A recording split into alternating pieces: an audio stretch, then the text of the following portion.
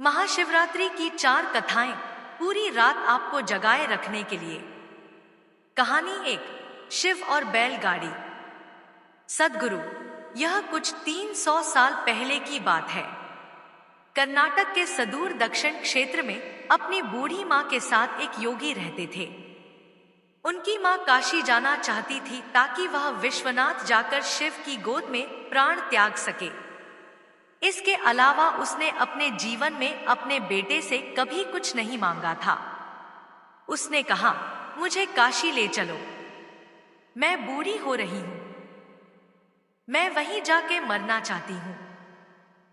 योगी ने अपनी बूढ़ी माँ के साथ दक्षिण कर्नाटक के जंगलों से होते हुए काशी के लिए एक लंबी यात्रा शुरू की। वृद्ध होने के कारण उनकी माँ का स्वास्थ्य बिगड़ गया, तो उन्होंने माँ को कंधे पर उठा लिया और जाहिर तौर पर कुछ समय पश्चात वह कमजोर महसूस करने लगा।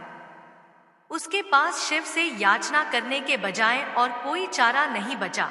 उन्होंने याचना की, हे शिव, मुझे मेरे इस प्रयास में विफल मत होने देना। बस यही एक चीज है जो मेरी माँ ने मुझसे मांगा है, कृपया मुझे इसे पूरा करने दे। मैं इन्हें काशी ले जाना चाहता हूँ। हम वहां सिर्फ आप ही के लिए आ रहे हैं, कृपया मुझे ताकत दे। तब जैसे ही उन्होंने चलना शुरू किया तो पीछे से एक घंटी की आवाज सुनाई दी, जैसे कोई बैलगाड़ी आ रही हो। उन्हें धुंध से उबरती हुई एक बैलगाड़ी दिखाई दी, जिसे एक बैल खींच रहा था, जो थोड़ा अजीब था, क्योंकि एक बैल वाली बैलगाड़ी छोटे रास्तों के लिए होती है। जब सफर लंबा और जंगली इलाके से होते हुए हो तो हमेशा 2 बैल ही गाड़ी को खींचते हैं। पर जब आप थके हो तो ऐसी बारीकियों को किसे परवाह। गाड़ी नजदीक आई, पर वे चालक को नहीं देख पाए क्योंकि चालक लबादे में था और बाहर धुंध भी थी। मेरी माँ बीमार है, क्या हम आपकी खाली गाड़ी में यात्रा कर सकते हैं? उन्होंने कहा। अंदर बैठे व्यक्ति ने सिर हिला के हाँ कहा। वे दोनों गाड़ी में बैठ गए और बैलगाड़ी आगे चलने लगी। कुछ समय बाद योगी का ध्यान इस ओर गया कि जंगली रास्ता होने के बावजूद भी बैलगाड़ी बहुत आसानी से आगे बढ़ रही थी। तब उन्होंने नीचे देखा और पाया कि पहिए घूम नहीं रहे हैं। वे रुके हुए थे, पर गाड़ी आगे बढ़ रही थी। तब उन्होंने बैल की तरफ देखा और पाया कि बैल बैठा हुआ था, पर बैलगाड़ी चल रही थी। तब उन्होंने चालक की ओर देखा और पाया कि वहां सिर्फ लबादा ही था। उसने अपनी माँ की ओर देखा। माँ ने कहा, अरे पागल, हम पहुंच गए, अब कहीं और जाने की जरूरत नहीं है, यही वो जगह है, अब मुझे जाने दो। इतना कह के माँ ने शरीर छोड़ दिया। बैलगाड़ी और चालक सब विलीन हो गए। योगी अपने गांव लौट आया। लोगों ने सोचा, यह इतनी जल्दी लौट आया है, ये अवश्य ही अपनी माँ को कहीं छोड़ के आया है, यह उसे काशी नहीं ले गया। उन्होंने उसे पूछा, तुम अपनी माँ को कहाँ छोड़ आए? उसने उत्तर दिया, हमें वहां जाना नहीं पड़ा, शिव खुद आए थे हमारे लिए। क्या बकवास है, उन्होंने कहा। योगी ने उत्तर दिया, मुझे फर्क नहीं पड़ता कि आप क्या सोचते हैं, वे आए थे हमारे लिए और यही सच है। मेरा जीवन ज्योतिर्मय हो गया है, यह मैं अपने अंतर में जानता हूं। अगर आप नहीं मानते तो यह आप जाने। तब उन्होंने पूछा, ठीक है, हमें कुछ ऐसा दिखाओ कि हम माने कि तुमने सच में शिव को देखा है और वे सच में तुम्हारे लिए आए थे। योगी ने कहा, मैं नहीं जानता, मैंने उन्हें नहीं देखा, मुझे सिर्फ एक लबादा दिखा, वहां कोई चेहरा नहीं था, वहां कुछ नहीं था, वह खाली था। अचानक सबने देखा कि वह खुद वहां नहीं थे, सिर्फ उनके कपड़े ही दिखाई पड़ रहे थे। वे दक्षिण भारत के महान संत बने।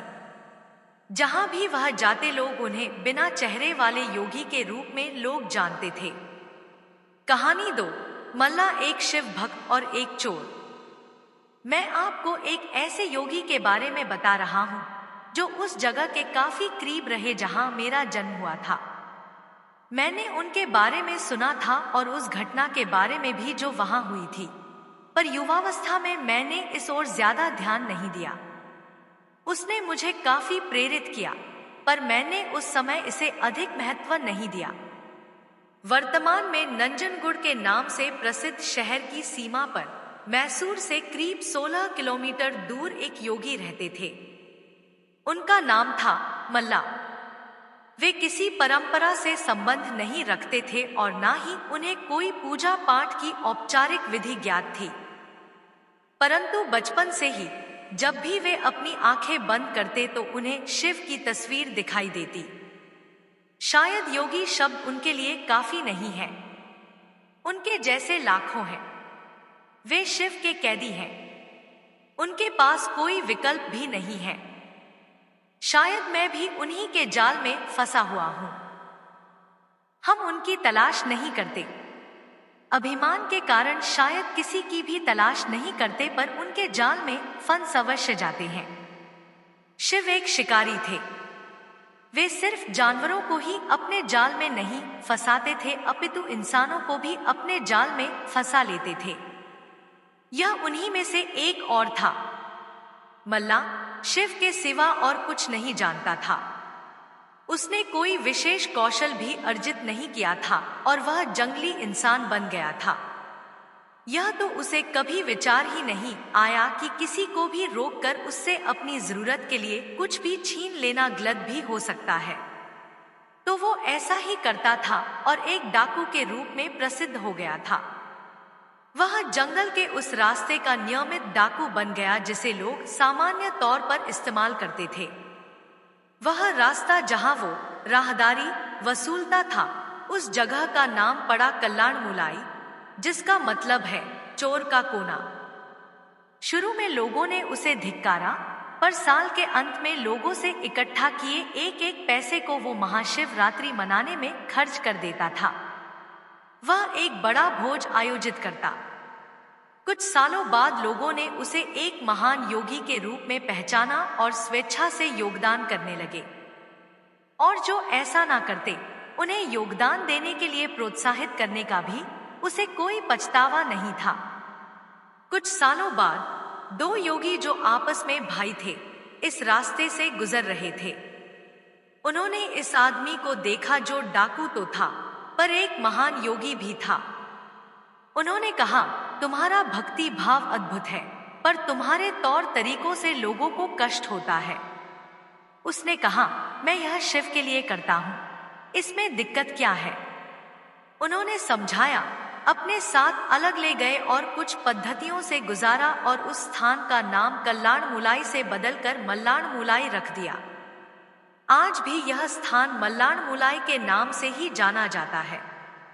और जो महाशिवरात्रि वो मनाते थे वो आज एक विशाल संस्थान के रूप में विकसित हो गया है।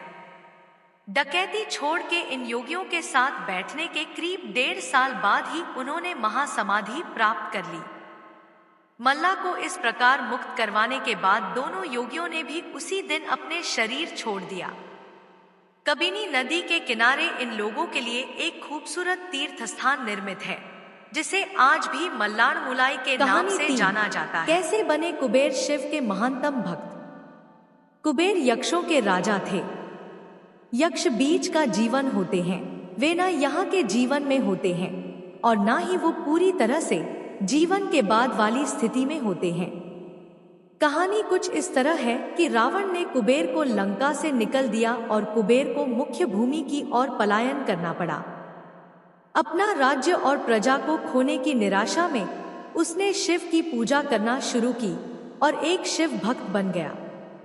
शिव जी ने दया भाव दिखाते हुए उसे एक अन्य राज्य और संसार का सारा धन दे दिया। इस तरह कुबेर संसार का सबसे अमीर व्यक्ति बन गया। धन मतलब कुबेर, यह कुछ इस प्रकार देखा जाने लगा। कुबेर शिव जी का महान भक्त बन गया, परंतु जब भक्त को यह लगने लगे कि वो सबसे महान भक्त है, तो समझ जाए कि सब खोने वाला है। कुबेर को लगने लगा था कि वो शिव को इतना कुछ अर्पित करता है तो वो एक महानतम भक्त है, और बेशक शिव जी ने चढ़ावे में से विभूति के अलावा कभी कुछ नहीं छुआ। पर कुबेर खुद को महान समझने लगा क्योंकि वो शिव जी को इतना कुछ चढ़ावे के रूप में भेंट करता था।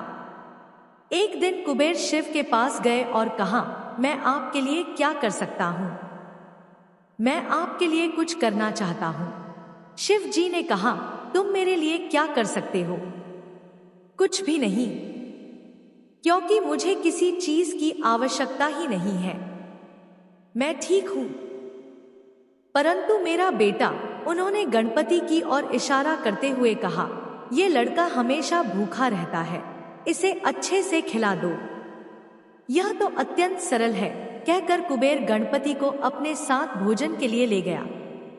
उसने गणपति को खाना खिलाना शुरू किया और वो खाते गए और खाते ही गए। कुबेर ने सैकड़ों रसोइयों की व्यवस्था की और प्रचुर मात्रा में खाना बनाना शुरू किया। उन्होंने यह सारा भोजन गणपति को परोसा और वे खाते रहे। कुबेर चिंतित हो उठे और कहा, रुक जाओ, अगर तुम इतना खाओगे तो तुम्हारा पेट फट जाएगा।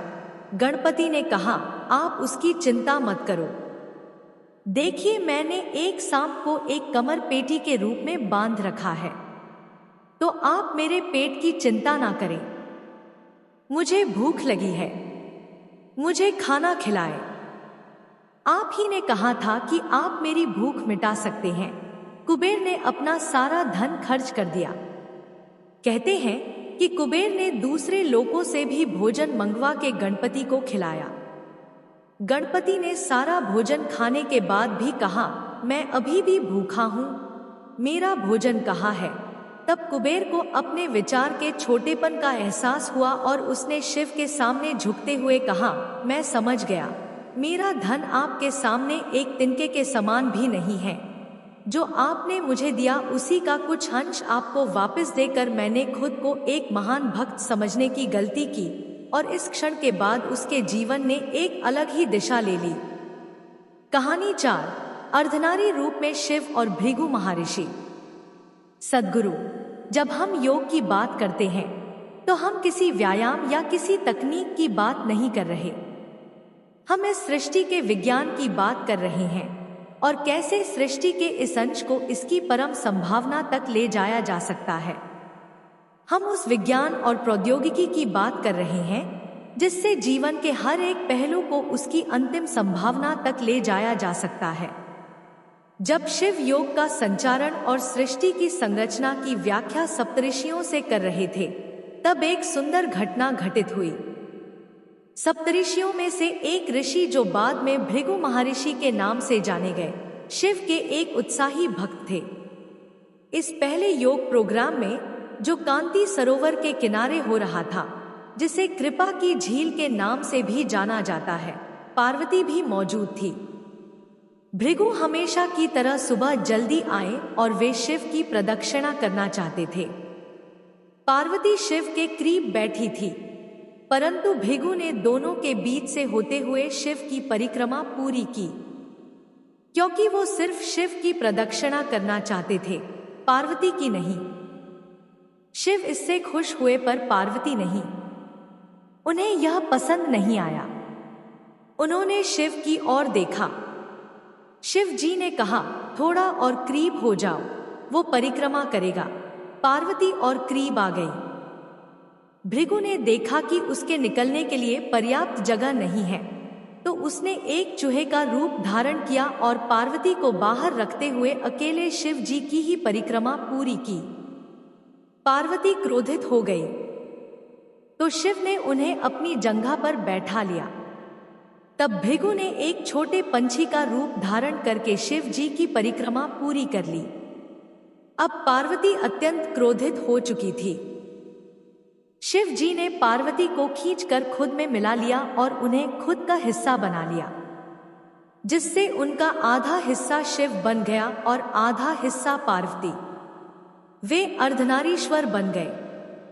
भृगु ने यह देखा और खुद को एक मधुमक्खी के रूप में बना लिया और उनकी दाहिनी टांग का चक्कर लगा दिया। भृगु का बचकाना भक्तिभाव देखकर शिव जी खुश तो हुए, पर साथ ही वे नहीं चाहते थे कि भृगु अपनी भक्ति में इतना खो जाए कि वो प्रकृति के परम स्वभाव को ही समझ ना पाए। तो वे सिद्धासन में बैठ गए। अब भृगु के पास कोई रास्ता नहीं बचा था कि वो सिर्फ शिव या उनके शरीर के किसी हिस्से का चक्कर लगा सके। अगर उन्हें अब परिक्रमा करनी थी तो दोनों सिद्धांतों, स्त्रैण और पौरुष दोनों की ही करनी पड़ेगी। यह कहानी हमें संप्रेषित करती है कि जब हम योग की बात करते हैं तो हम सभी आयामों के समावेश की बात करते हैं। यह कोई व्यायाम या प्रक्रिया नहीं है जिससे आप सेहतमंद होते हैं। यह मानव जाति के परम कल्याण के बारे में है, जिसमें जीवन का कोई भी पहलू बाहर नहीं रखा जा सकता। यह ऐसे आयाम को छूने के बारे में है जो सारे आयामों से परे है। यह एक ऐसे तंत्र के बारे में है जिससे आप अपने पहले से मौजूद तंत्र जैसे शरीर, मन, भावनाएं और ऊर्जा को परमात्मा तक जाने वाली सीढ़ी के रूप में इस्तेमाल कर सकें। यह एक ऐसी पद्धति है जिससे आप अपनी परम प्रकृति के लिए स्वयं को पहले कदम के रूप तैयार कर सकते हैं।